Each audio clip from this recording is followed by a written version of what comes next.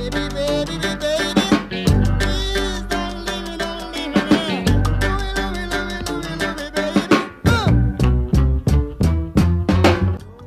second movie we're reviewing on this channel is the 2006 British drama This Is England. The film's set in the 1980s following the skinhead culture. This is one of my all-time favourite films, so I can't wait to review it because I've got so much to say about it. And what I love about this film, and I notice every time I watch it, is the fact that this is a film festival film. It had like a tiny budget, yet it's become such a classic in British films.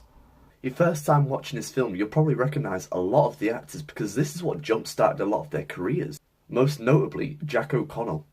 He's gone from being a small skinhead role in this film to directing his own films and starring alongside George Clooney. The introduction sets the tone and it's a fun blast from the past for the older generations so they can reminisce and they can elbow the kids and say, hey, I remember that, because it shows old footage from real events. The mixture of real footage dotted in throughout the film and the naturalistic acting, it creates a more real tone for the film so you can believe what the character's doing and what they stand for. And that's what makes the characters so much more compelling to watch. The intro is a perfect example of the fact that you don't need a huge budget to create an expositional intro to a film. It's really effective because it reminds us of the skinhead culture, the racism and the kind of the bad sides to the 80s. After the montage opening, we're introduced to Sean and he's asleep in bed and he stands up with his crotch awkwardly hanging over the shot. And it's not exactly attractive, but that's the point, it's realistic. The way he collects himself isn't good looking in movie terms. That's the point. It makes us more relatable to the character because we don't look good when we wake up in the morning.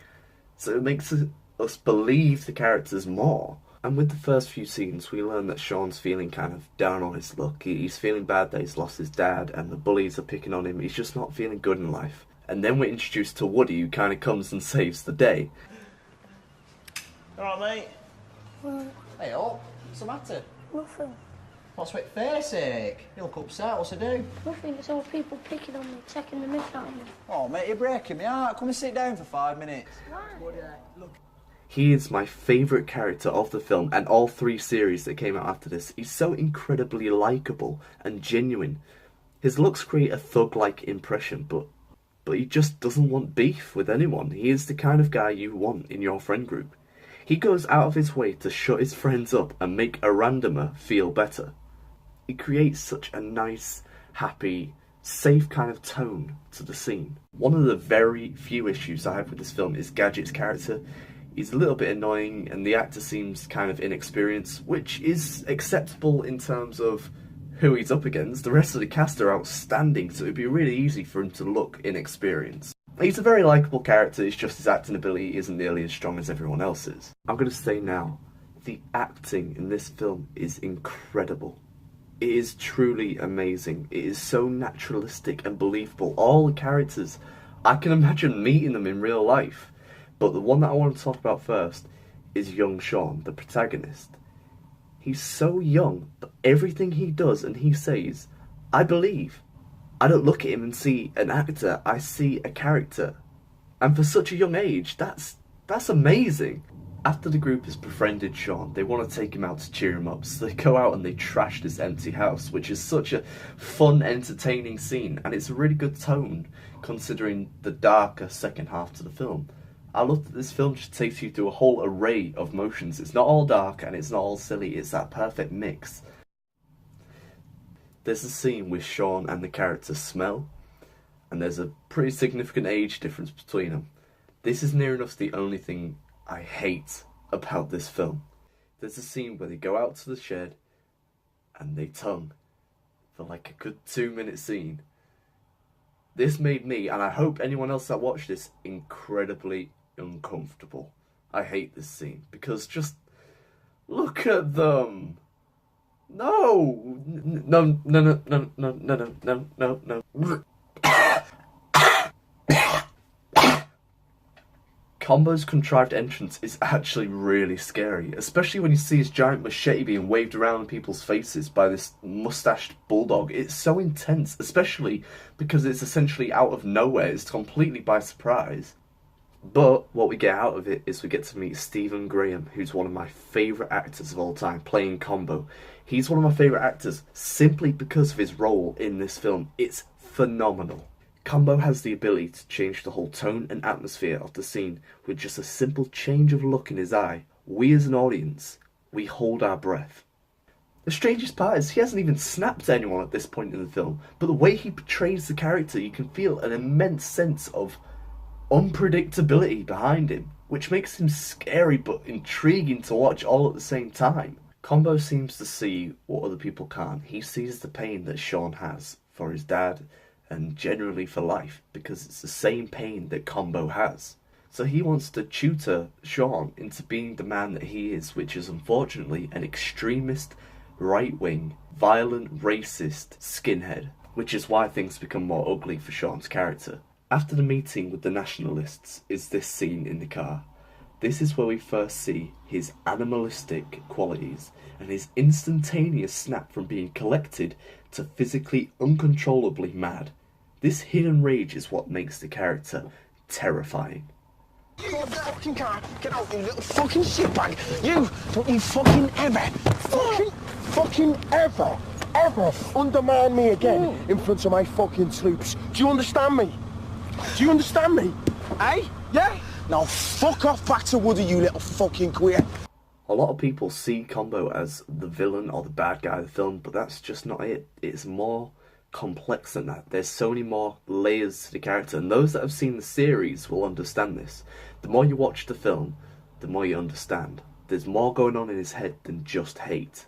With Sean and Gadget now on Combo's side, this is where the film becomes more ugly, because they become racist and vandalising thugs. We're taken on this journey of Sean being persuaded to the extremist right-wing skinhead culture, and it all leads to this iconic scene.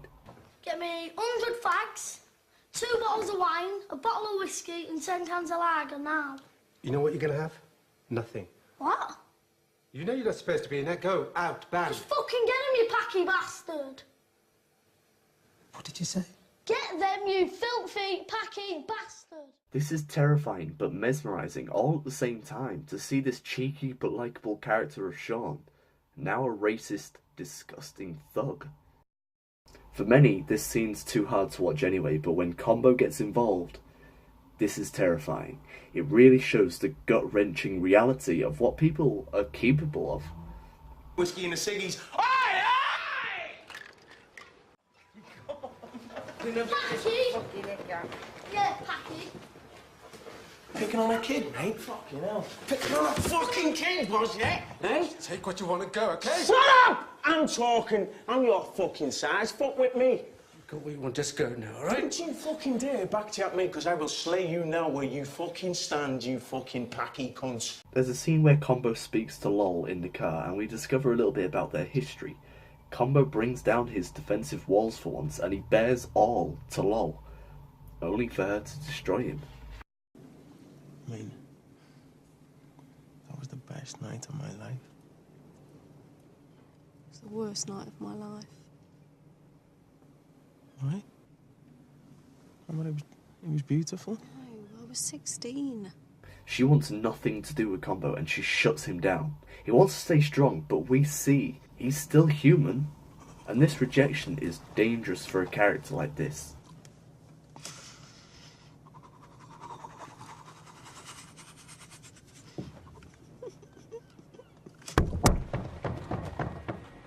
Combo then meets with Milky so they can get high together at home because he's feeling down about what's just happened.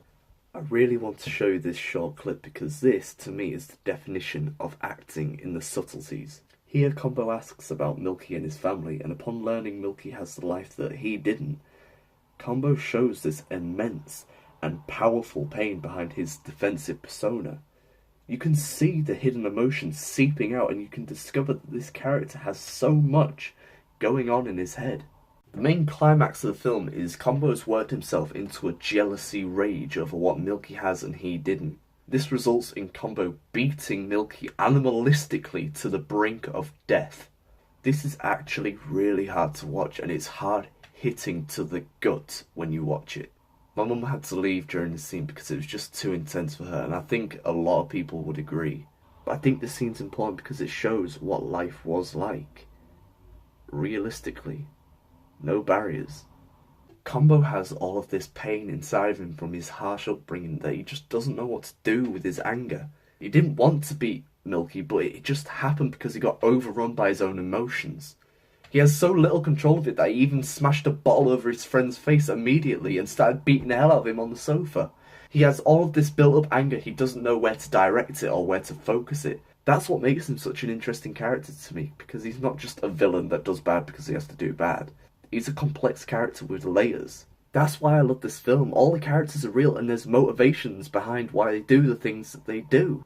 Woody trying to help Sean at the beginning, and Combo doing what he does. The ending is Sean throwing his flag into the sea to show that he's leaving that life. Through this film being incredibly realistic in the acting and the script and the whole story, for the final moment for him to look down and then look into the lens was incredibly impactful for the audience.